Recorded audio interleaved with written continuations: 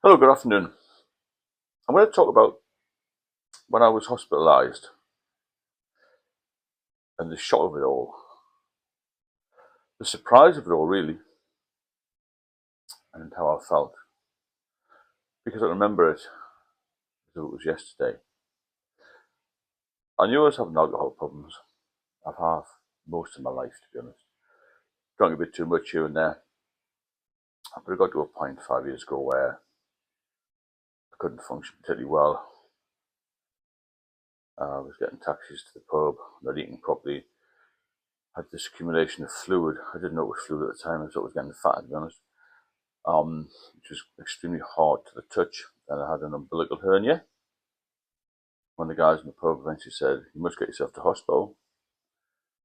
So on a Wednesday morning, I remember it clear as day. At 11 o'clock, I thought, well, I have to do something. Had a couple of drinks, steady my nerves. Rang 999, and the ambulance arrived. On a blue light, took one look at me and said, "Pack a bag as best you can. You're going to hospital." And I heard the paramedic say to his mate, "This guy's not well." I knew it wasn't 100%.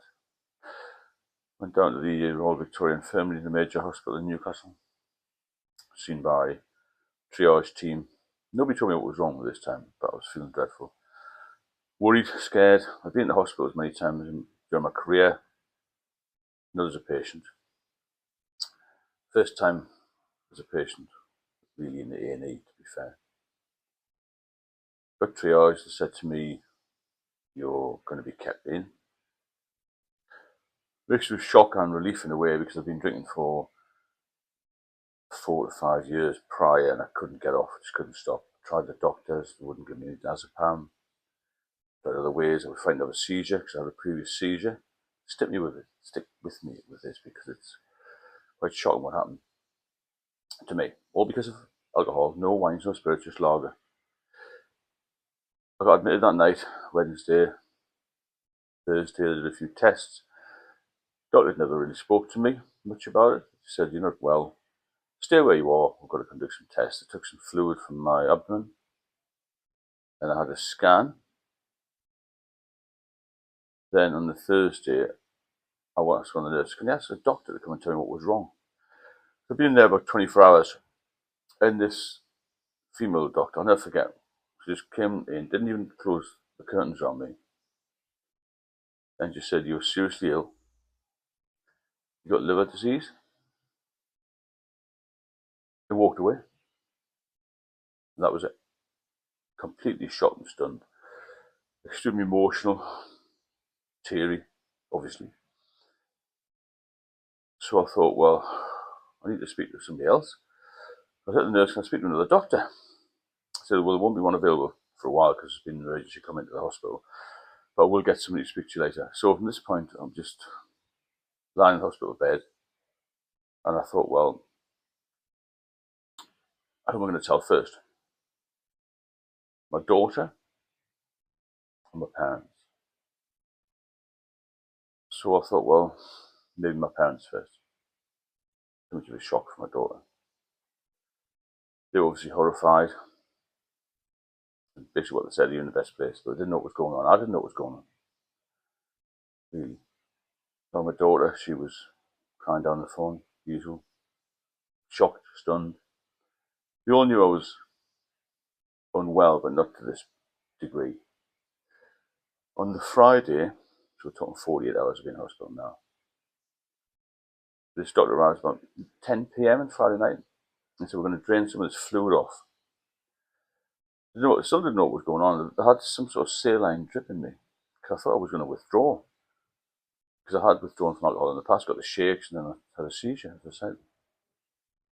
So we put this huge needle, about 18 inches long, in my abdomen, attached to some sort of bag, a drain bag.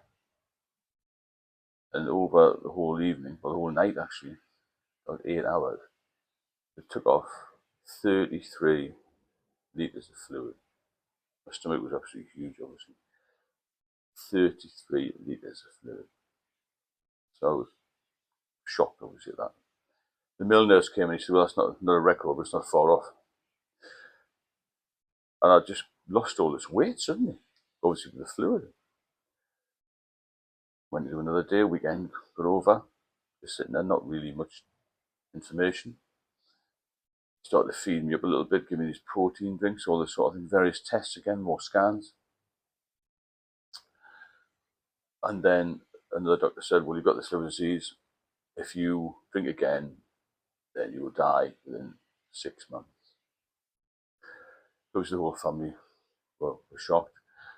And I was told I had ascites fluid and spontaneous bacterial peritonitis, which the two combined are fatal in a lot of cases. And only 50% of people hospitalised with those two things will get out. So a 50-50 chance I had. I didn't even know of all the detail of this, really. I was so shocked and stunned, as you can imagine. 2 weeks went over in hospital, and they'd apparently been giving me these very strong IV drugs to get rid of this spontaneous bacterial peritonitis. And I was still having these drains, take the fluid off. Settled down a little bit. And they said, we're going to have follow-up at the liver hospital nearby in a couple of weeks. In that period, I went to live with my parents. I couldn't take care of myself at that point. I was just so away with the mix, is the best way to describe it. A letter arrived to say I had all these things. It's alcohol-related, liver disease, the spontaneous bacterial peritonitis, the ascites, which is recurrent, or a list of things.